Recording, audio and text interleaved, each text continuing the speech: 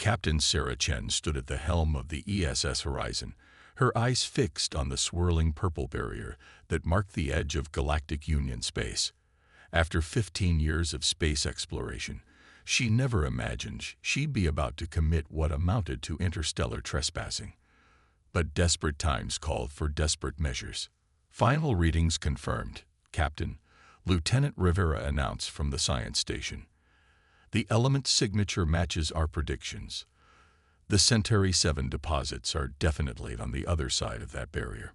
Sarah nodded grimly. Earth had maybe 6 months before the cascading atmospheric degradation became irreversible.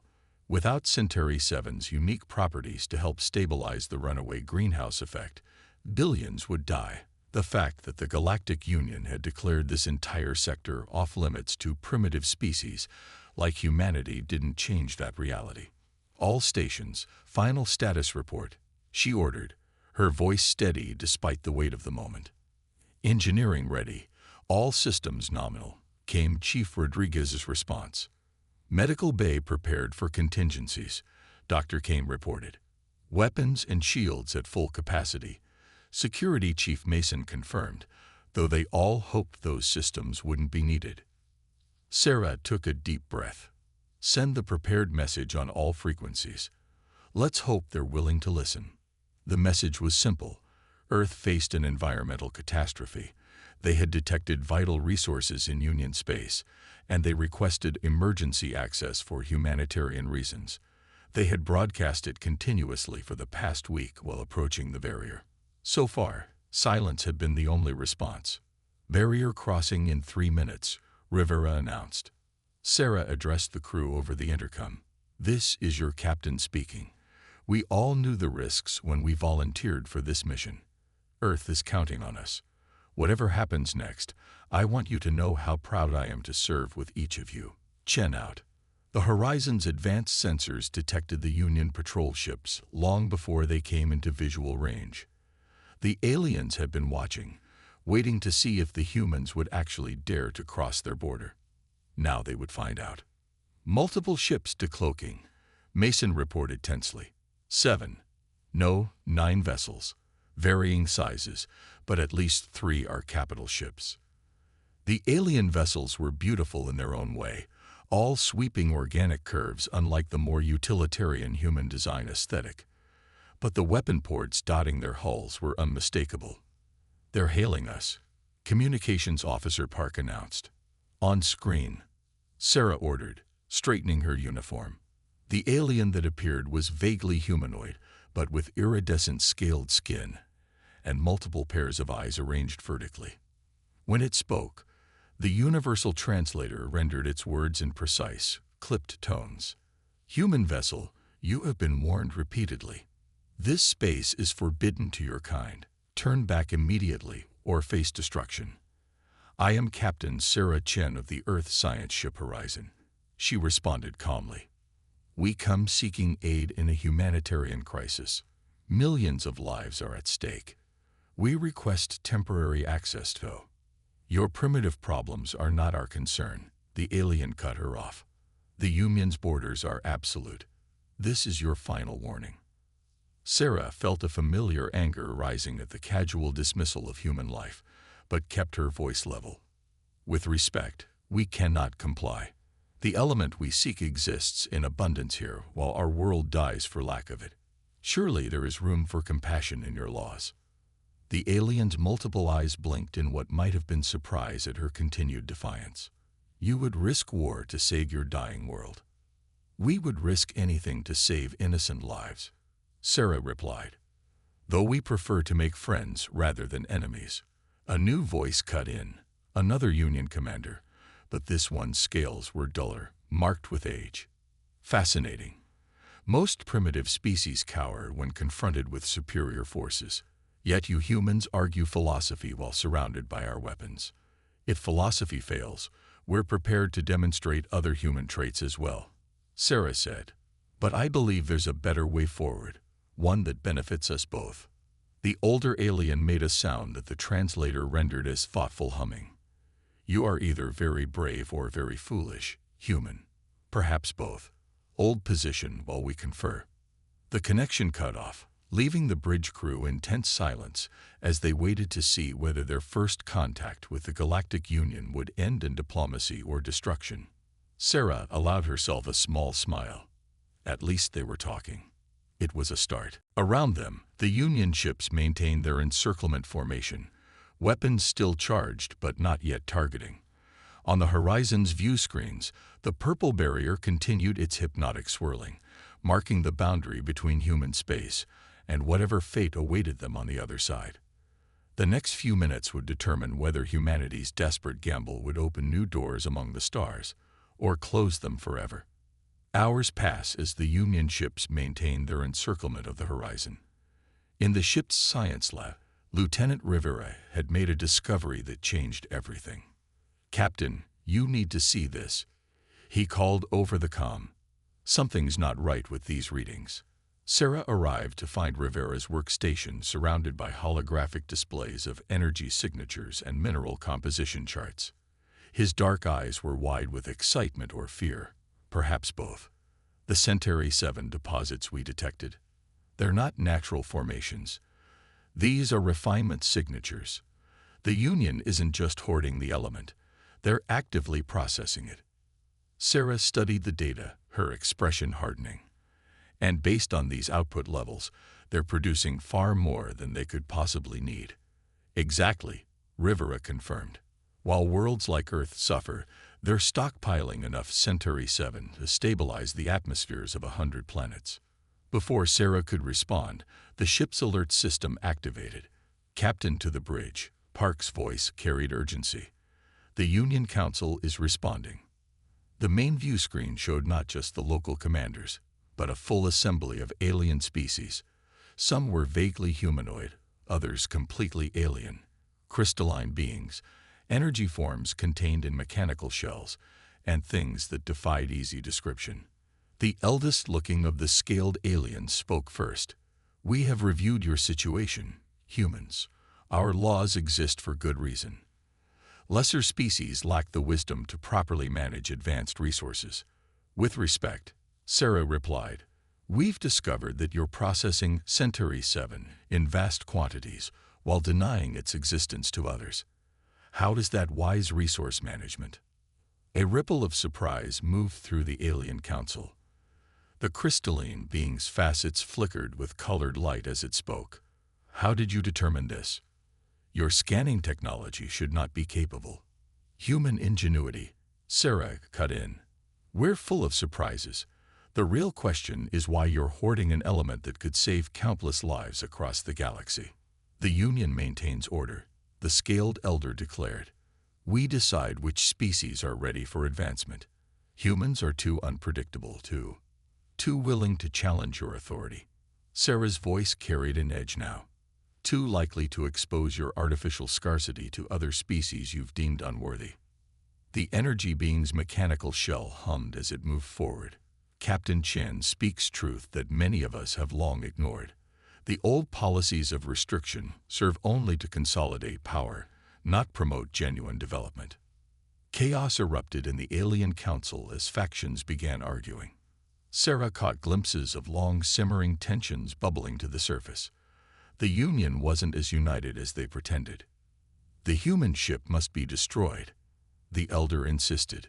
"They know too much." "No," the energy being countered. "This is an opportunity for change. How many species have we watched collapse while we've hoarded the means to save them?" On the horizon's bridge, Mason reported multiple Union ships breaking formation, but instead of attacking, they were positioning themselves between the human vessel and the hardliner faction's ships. "Captain," Park called out, "we're receiving encoded transmissions from 3 Union vessels. They're sending us safe passage routes to the Centauri 7 refinement facilities." Sarah allowed herself a small smile. Sometimes the best way to change a corrupt system was simply to expose the truth. "All stations prepare for emergency maneuvers," she ordered. "We may have found some allies, but this situation is far from resolved." The Union Council chamber had devolved into barely controlled chaos. Species that had coexisted under strict hierarchical rules for millennia were suddenly questioning centuries of doctrine. And at the center of it all, a single human ship and its crew had managed to crack the foundation of the galaxy's most powerful civilization, not through force, but through the simple act of asking the right questions. As the Horizon prepared to make its move, Sarah reflected that sometimes the most powerful weapon wasn't superior firepower or advanced technology. Sometimes it was just the determination to seek truth and the courage to speak it aloud. The Horizon's engines pulsed as it wove through the debris field of an ancient mining operation, 3 Union ships flying in close formation around it. On the bridge, Sarah watched as Lieutenant Rivera worked with their new allies to plot a course to the nearest Centauri 7 facility. The energy being, who called itself Nexus, spoke through the comm system, its mechanical shell's translation matrix giving its words a musical quality. The facility is housed within an artificial planetoid. Security will be minimal. The Union never expected anyone to penetrate this far into restricted space, because no one ever questioned their authority before, Sarah noted, studying the facility's schematics that Nexus had provided. Why are you helping us? Because you reminded us of who we once were, responded Kutal, the crystalline being commanding one of the other ships. Its facets pulsed with deep blue light, an expression of nostalgia. Sarah had learned. The Union began as a cooperative of species working together to solve great challenges. Somewhere along the way, we became what we once stood against. Incoming transmission from Union Command, Park announced. They're ordering all ships to execute Protocol Zero. The alien commander's reactions told Sarah this was serious. What's Protocol Zero? A purge command, Nexus explained, harmonic tones carrying clear distress. They're trying to forcibly reset our command systems, remove our ability to resist. Can they do that? Not to me, Nexus responded. My consciousness exists as pure energy, but Kittel's crystalline matrix and Zarin's biological systems are vulnerable. Sarah turned to Rivera. Options. He was already working at his station, fingers flying over the controls. Their command signals operate on quantum-encrypted channels, but if we can match the frequency pattern. He looked up with a grin. The same technology we developed to detect Centauri 7 through their barriers might let us disrupt the signal. Do it, Sarah ordered. She opened a channel to their allies. Move your ships closer to the horizon. We're going to try something. The Union vessels closed formation as Rivera calibrated the horizon sensors. Behind them, a massive fleet of Union warships dropped out of faster-than-light travel, weapons charge. Signal targeting their command systems, Rivera reported. Adapting our quantum resonance field. Now, a pulse of invisible energy rippled out from the horizon. On their ally ships, warning lights flashed, and then subsided as the purge command was scattered by the human vessel's improvised defense screen. Remarkable, Kittal transmitted. You've developed quantum field manipulation to this degree already. Necessity breeds innovation, Sarah replied. And right now, we necessarily need to reach that facility before they bring in more ships. The artificial planetoid loomed ahead, its surface dotted with storage silos and processing plants. But the massive Union fleet behind them wasn't their only problem. Captain, Mason called out. I'm detecting automated defense platforms activating around the facility. A lot of them. Can we break through? Not without taking serious damage. Those platforms are linked. If we try to punch through at any point, the entire network will concentrate fire on us. Zarin, the 3rd Union commander who had joined their cause, spoke up. His translator rendered his bioluminescent communication patterns into words. The platforms are slaved to a central control node. If we could reach it, we'd need to split up, Sarah realized. Some of us run interference while a smaller team goes for the control center. A suicide mission, Kittal observed. The ships attacking the defense grid would be torn apart. Sarah stood from her command chair. Not necessarily. Lieutenant Rivera, how precisely can you tune that quantum disruption field? Pretty precisely now that I have the frequency baseline. Why? Because we're going to make several ships look like one, and one ship looked like several. She turned to their allies. Your Union engineers designed these platforms to be foolproof, but they never planned for human creativity combined with Union technical knowledge. Understanding dawned in her alien colleagues' responses. Together, they began planning an assault that would combine Union technical specifications with human tactical improvisation. It was exactly the kind of cooperation the Union had feared, and exactly what might save billions of lives. As they finalized the attack plan, Sarah reflected that the Union's greatest mistake had been assuming that keeping species separate would prevent them from growing too powerful. They never considered that bringing people together might create something greater than the sum of its parts. All ships, battle positions, she ordered. Let's show the Union what happens when you combine the best of all worlds. The next few minutes would determine not just the fate of Earth, but possibly the future of galactic civilization itself. And it would all depend on whether a desperate plan born from the combined insights of multiple species could overcome the entrenched power of an empire that had stood unchallenged for millennia. The void erupted with weapons fire as the Horizon and its allies executed their desperate plan. Rivera's quantum field manipulations created phantom sensor images, making their small fleet appear to be attacking from multiple vectors simultaneously. The automated defense platforms, programmed to respond to known threat patterns, scattered their fire ineffectively. Platforms responding exactly as predicted, Mason reported from Tactical. They're trying to establish targeting locks on our ghost signals. Sarah watched as Kittle's crystalline ship absorbed a direct hit that would have shattered most vessels, its faceted surface refracting the energy harmlessly away. The Union's own technology turned against them. Union fleet approaching firing range, Park announced. They're launching fighters. Nexus status of the control center approach, Sarah demanded. The energy being's response came through static. Making progress, but we've encountered unexpected resistance. The Union installed biological security protocols. They're attempting to rewrite my core consciousness. Rivera. Already on it. The lieutenant's fingers danced across his console, adapting our quantum field to create a containment bubble around Nexus's energy matrix. They can't rewrite what they can't touch. Behind them, the Union fleet opened fire. But the combined knowledge of their alien allies had helped them identify gaps in Union shielding formations, gaps that human tactical systems could exploit.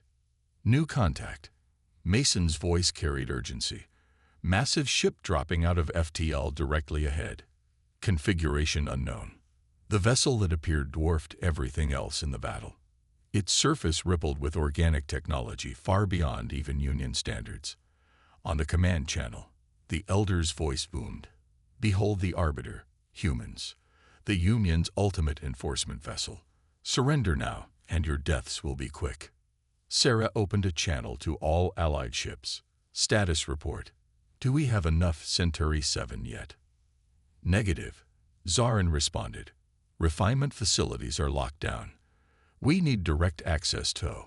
The transmission cut off as the Arbiter fired its main weapon. A lance of pure gravitational force sliced through space, missing the Horizon by meters, but destroying 2 automated platforms instantly. That shot wasn't meant to hit us, Sarah realized. They're hurting us away from the facility. She turned to Rivera.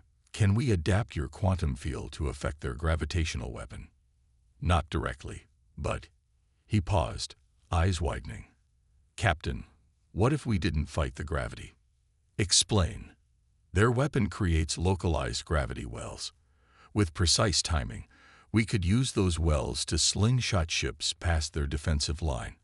The stronger they make the effect, the faster we go, Sarah finished. Like ancient sailors using storm winds to outrun their pursuers, send the calculations to our allies. The plan was insane. It required split-second timing and absolute trust between ships that had been enemies just hours ago. One miscalculation would tear their vessels apart. Union flagship is powering up some kind of suppression field, Mason reported. They're trying to shut down all non-Union tech in the sector. Let them, Sarah replied with a grim smile. Rivera, remember how you said human quantum field tech was remarkably similar to Union designs? Because great minds think alike across species. He matched her smile as he understood. Activating emergency protocols now. Throughout the horizon, systems began shifting to quantum field resonance patterns that mimicked Union technology. They weren't shutting down, they were adapting, evolving, becoming hybrid systems that represented the best of both human and Union engineering. All ships, execute slingshot maneuver on my mark, Sarah ordered. Time to show them what happens when you try to suppress cooperation between species. The Arbiter fired again, creating a massive gravitational distortion. But this time, instead of trying to avoid it, the Allied ships embraced it. Using the Union's own weapon as a launch mechanism, they accelerated to speeds that should have been impossible. Multiple hull breaches. Rodriguez reported from engineering. Structural integrity failing. Hold together, Sarah whispered, both to her ship and her crew. Just a little longer. The horizon screamed through space, metal and energy straining against forces that threatened to tear it apart. But it held together, just as the alliance between its human crew and their new alien colleagues held together, defying the Union's attempts to break them. As they approached the facility's main docking port, Sarah realized that the Union's greatest weapon had always been isolation, keeping species separate, afraid, and dependent. But now that barrier had been broken, not by force of arms, but by the simple choice to trust, to cooperate, to believe that different species could work together for the common good. All ships, battle stations, she ordered. The real fight is just beginning. The Horizon's docking clamps engaged with a shuddering impact as emergency repair systems struggled to contain the damage from their desperate maneuver. Through the viewport, Sarah watched as their Allied ships took up defensive positions around the facility. The Arbiter loomed in the distance, its massive form partially eclipsing the local star. Union forces are regrouping, Mason reported. They'll be on us in minutes. Then we'd better be quick. Sarah turned to Rivera. How long to access the refinement controls? With Nexus's codes and our quantum field adaptations, he studied his readings. 5 minutes, maybe 6. You have 4. She opened a channel to their allies. All ships, hold position. Buy us the time we need. The facility's internal corridors were a maze of Union biomechanical architecture, but Zarin's knowledge guided them true. Sarah led a small team including Rivera and Rodriguez, while Mason coordinated defense from the horizon. They found the central control chamber locked down with barriers that shifted between physical and energy states, another impossible Union defense that failed to account for human adaptability combined with insider knowledge. The quantum resonance field can match the barrier's shift frequency, Rivera explained, working with his modified equipment. But we'll only have seconds to pass through during each phase match. Sarah nodded, like timing waves to cross a beach. Rodriguez, what's our status on the Centauri 7? The engineer consulted her portable scanner. Massive stockpiles confirmed, enough to save Earth 10 times over. But the refinement process is meant to be impossible for lesser species to understand, came a new voice. The Elder materialized from a hidden transport pad, along with a squad of Union security forces. Stand down, humans. You've already lost. Have we? Sarah stepped forward. Look around you. Look what we've accomplished by working together. Your own people are rising up against your artificial restrictions. Our restrictions maintain order. Your restrictions waste potential. Sarah gestured to their alien allies. Nexus, Kittel, Zarin. They all saw a better way forward. How many other species could be out there right now, dying because you decided they weren't worthy of help? The facility shook as battles raged outside. On their tactical displays, they could see more Union ships breaking formation, turning to join the Reformer side. The old ways are changing, Nexus transmitted, its energy form pulsing with conviction. Evolution cannot be contained forever. The Elder raised a weapon, but hesitated as Rodriguez stepped forward, holding up her scanner. "These refinement readings," she said, "they show that the process itself is flawed. You're wasting nearly 30% of all Centauri 7 produced." "Impossible. Our methods are perfect." "No." Rivera brought up a holographic display combining Union data with human analysis. "Look, by combining your quantum manipulation with our thermal extraction techniques, efficiency could be increased by at least 40%, enough to help everyone who needs it while maintaining the same strategic reserves." The elder stared at the data, multiple eyes blinking in sequence. "You improved our process." "We could improve a lot of things," Sarah said quietly, "if we work together." Outside, the Arbiter fired its gravitational weapon again. But this time, something was different. The reformist ships weren't just dodging. They were actively redirecting the gravity waves, using techniques adapted from the Horizon's earlier maneuver. "Your own people are learning, adapting, growing," Sarah pressed. "Not because we forced them, but because we showed them it was possible. Isn't that better than stagnation?" More Union ships were dropping out of FTL, but not to join the battle. They were representatives from other sectors, drawn by the spreading news of humans breaching restricted space and the revolution it had sparked. The elder lowered his weapon slowly. "The Union has stood unchanged for millennia. Then maybe it's time for the Union to evolve too." Hours later, Sarah stood on the Horizon's bridge, watching Union ships escort massive containers of Centauri 7 toward Earth. The facility's refinement processes were already being upgraded with hybrid human-Union technology, while diplomatic channels buzzed with discussion of new cooperation agreements. "Message from Union Council," Park announced. "They're voting to dissolve the restricted space regulations. A new framework for interspecies cooperation will be implemented immediately."